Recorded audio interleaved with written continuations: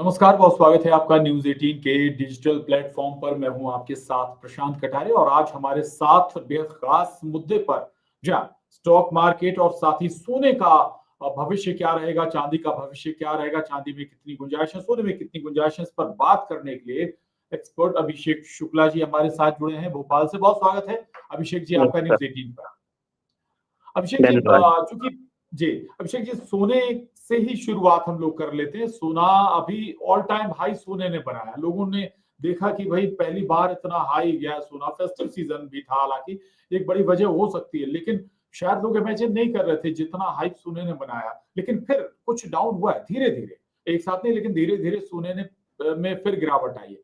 कहाँ पोटेंशियल देखते हैं, कितनी संभावनाएं अब देखते हैं आप सोने में? देखिए, सोने में संभावना अभी भी उतनी ही बरकरार है क्योंकि जो फंडामेंटल फैक्टर्स थे इस तेजी के जी पीछे वो अभी भी इंटैक्ट हैं। अभी जो गिरावट हुई है वो सिर्फ एक छोटा सा करेक्शन है और ये करेक्शन जो है कुछ समय में खत्म हो जाएगा और फिर वापस से जो है तेजी वाली चाल जो है शुरू होनी चाहिए। जो फंडामेंटल फैक्टर्स को अगर हम बात करें तो सबसे बड़ा फैक्टर ये है कि सेंट्रल बैंक्स जो है दुनिया भर के वो गोल्ड खरीद रहे हैं। वो किस जी लिए खरीद रहे हैं? क्योंकि रशिया यूक्रेन वॉर में जो रशिया के एसेट्स फ्रीज किए गए हैं उसके कारण डॉलर पर जो है विश्वास सभी देशों का कम हो गया है और इसीलिए ये सारे देश जो है अपने फॉरेक्स रिजर्व में डॉलर को कम कर रहे हैं और गोल्ड को बढ़ा रहे हैं। तो जहां जी पहले जो है वो 10% तक ही गोल्ड रखा करते थे, अब जो है वो 15% और कुछ देश तो 20% तक रखने की बात कर रहे हैं। तो ये एक बड़ा फैक्टर है और ये फैक्टर अभी बदला नहीं है क्योंकि रशिया यूक्रेन वॉर अभी भी चल रहा है। और दूसरी फैक्टर्स की बात करें वो है लिक्विडिटी वाला फैक्टर। डॉलर जो है वो उसकी सप्लाई जब तक बढ़ती रहेगी तब तक सोने के लिए ये चीज पॉजिटिव है। तो डोनाल्ड ट्रंप साहब आए थे कि बोले थे कि हम कर्ज कम करेंगे, पर कर्ज कम हुआ नहीं है और बढ़ गया है। 32 ट्रिलियन से बढ़ के 37 ट्रिलियन हो गया है। और यूरोप में भी जो है कुछ इसी तरह के हाल चल रहे हैं, वहां भी फिस्कल डेफिसिट बढ़ाने की बात चल रही है। तो ये जो फंडामेंटल फैक्टर्स हैं ये अभी भी वैसे ही हैं, इसलिए जो लॉन्ग टर्म व्यू है वो गोल्ड के लिए आज भी पॉजिटिव ही है। बिल्कुल, यानी गोल्ड अभी भी पोटेंशियल रखता है। गोल्ड का जी। चूंकि आपने जिक्र किया है, गोल्ड के साथ साथ चांदी चांदी का भी अगर जिक्र करें तो ठीक होगा, क्योंकि चांदी ने भी उसी रिदम पकड़ी थी और लेकिन अब चांदी भी काफी हद तक डाउन हुई है। चांदी और गोल्ड एक साथ दौड़ेंगे क्या?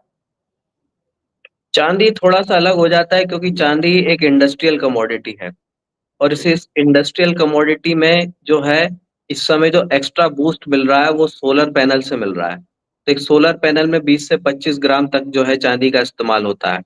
और इस समय जो है हम ग्रीन एनर्जी की बात कर रहे हैं तो सारी दुनिया में जो है सोलर पैनल्स और सोलर एनर्जी का बहुत ज्यादा यूटिलाइजेशन बढ़ रहा है। तो ये चीज जो है काफी हद तक पॉजिटिव है। और जो है एक और कुछ नए डेवलपमेंट जो सुनने में आ रहे हैं वो ये कि जिस तरीके से अब गोल्ड लोन लिया जाता था गोल्ड को कोलेटरल रख के, वैसा ही जी जो है सिल्वर लोन के साथ भी हो सकता है। तो भविष्य में सिल्वर लोन भी आ सकते हैं, तो ये चीज भी पॉजिटिव है। लेकिन क्योंकि गोल्ड जो जो सिल्वर जो है वो एक इंडस्ट्रियल कमोडिटी है इसलिए वो गोल्ड की तरह स्टेबल नहीं रहेगी। जी वॉलेटिलिटी उसमें ज्यादा रहेगी। तो थोड़े सा वॉलेटिलिटी को ध्यान में रखकर ही उसमें जो है निवेश करना चाहिए। जी ठीक है। गोल्ड और सिल्वर दोनों के लिए एक सवाल और भी है कि फेस्टिव सीजन में बूम आया था। फेस्टिव सीजन के बाद फिर डाउन हो गई चीजें। हो सकता है शादियों का सीजन आए फिर दोबारा बूम आए, तो भी गुंजाइश बनी रहेगी निवेश करने की समय समय पर? देखिए, हम इसको फेस्टिव सीजन से कनेक्ट तो कर देते हैं पर असल में इसका कोई कनेक्शन है नहीं। गोल्ड में सिल्वर में जो ट्रेडिंग होती है वो यूएस डॉलर में होती है।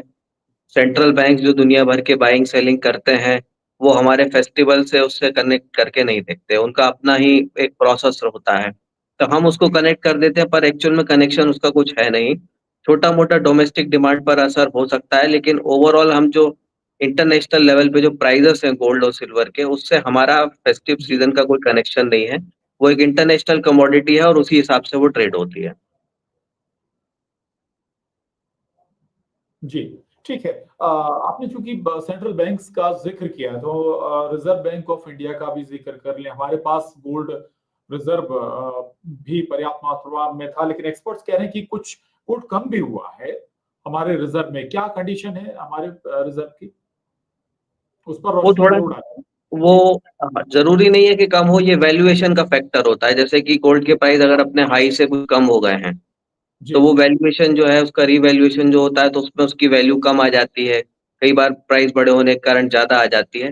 तो अभी एक्चुअल में ऐसा कोई सीरियस डेटा नहीं आया है जो दिखा रहा हो कि हमारा आरबीआई जो है, हमारा सेंट्रल बैंक जो है गोल्ड को कम कर रहा हो। जी ऐसा अभी कोई डेटा, सॉलिड डेटा कहीं दिखा नहीं है। जी। अच्छा, शेयर मार्केट, बहुत सारे नए निवेशक जुड़े हैं, करोड़ों जो निवेशक हैं वो शेयर मार्केट से जुड़े हैं, छोटे बड़े निवेशक। शेयर मार्केट और गोल्ड का कनेक्शन कैसे जोड़ते हैं आप? शेयर मार्केट का वैसे तो कनेक्शन जो है वो लिक्विडिटी वाले फैक्टर से हो जाता है। तो जी लिक्विडिटी जब भी सिस्टम में बढ़ती है तो वो गोल्ड के लिए भी पॉजिटिव होती है और शेयर बाजार के लिए भी पॉजिटिव होती है। क्योंकि जी ऐसी स्थिति में क्या होता है, ब्याज दरें कम होती है। ब्याज दरें कम होती है तो जो फिक्स्ड एसेट हो, जैसे कि एफडी हो, बॉन्ड हो, उनसे जो रिटर्न मिलता है वो कम हो जाता है। तो वो रिटर्न कम होने के कारण जो है गोल्ड में निवेश बढ़ता है, शेयर बाजार में निवेश बढ़ता है। तो ये चीजें जो है इस प्रकार से कनेक्ट की जा सकती हैं। जी। सेम कंडीशन क्या चांदी के लिए भी रहेगी, सिल्वर के लिए? नहीं, चांदी इंडस्ट्रियल कमोडिटी है तो वो इंडस्ट्रियल एक्टिविटी से थोड़ा ज्यादा कनेक्टेड रहता है, तो एग्जैक्टली हम नहीं कह सकते। लेकिन लिक्विडिटी का बढ़ना, इंटरेस्ट रेट का घटना काफी हद तक जो है सिल्वर के लिए भी पॉजिटिव ही होता है।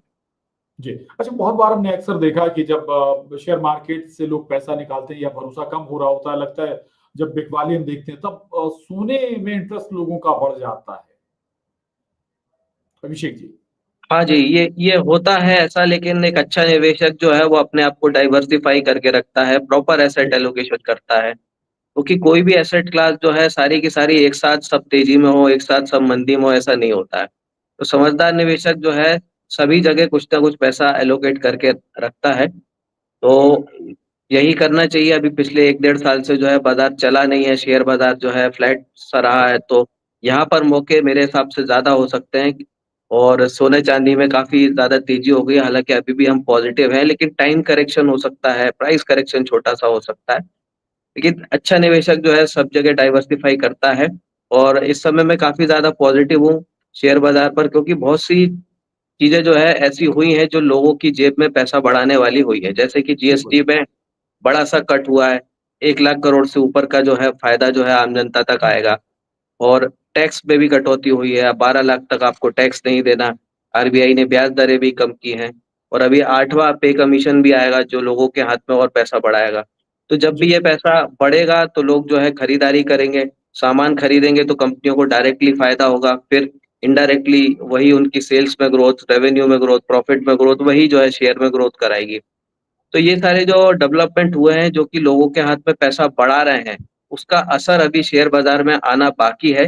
इसलिए मैं इस पर काफी ज्यादा पॉजिटिव हूँ। तो 1 डेढ़ साल से तो एक तो रिटर्न नहीं मिला है, और अब जो है जो लिक्विडिटी वाले फैक्टर जो आपने डिस्कस किए वो काफी ये स्ट्रांग हो रहा है, आखिरी सब आखिरी टाइम हो रहा है। सवाल आपसे, भाई ये गोल्ड का चूंकि जिक्र आप कर रहे हैं, निवेश का भी अच्छा मौका है ये, तो कि प्रोडक्शन और डिमांड पे सप्लाई करेगा कि भाई डिमांड कितनी है देश के अंदर और सप्लाई कितनी है, क्योंकि हमारे पास कोई ऐसा प्रोडक्शन या कहीं की देश के अंदर अभी कोई ऐसी सोने की उपलब्धता है नहीं, या कहीं की प्रोडक्शन कहीं होता हुआ ऐसा है नहीं। जी हमारे देश में तो सोना पाया ही नहीं जाता है, तो सब कुछ जो है हम इम्पोर्ट ही करते हैं। और बिल्कुल। अधिकतर जो रिपोर्ट जो बताती हैं कि सोना की जो ऊपर के लेवल पे जो माइनिंग हो सकती है वो काफी हद तक हो गई है। जी और अब जो जी है माइनिंग काफी टफ हो गई है, कॉस्टली हो रही है। तो ये जी टफ हो जाना, कॉस्टली हो जाना, ये भी उसके प्राइसेस के लिए पॉजिटिव ही होता है। ठीक। चलिए, बहुत महत्वपूर्ण बात आपने, बहुत सारी जानकारी आपने दी। हमारे जो दर्शक हैं, निवेशक हैं, उनके लिए भी इससे काफी फायदा मिलेगा। बहुत शुक्रिया अभिषेक जी, न्यूज 18 से बात करने के लिए। धन्यवाद। धन्यवाद।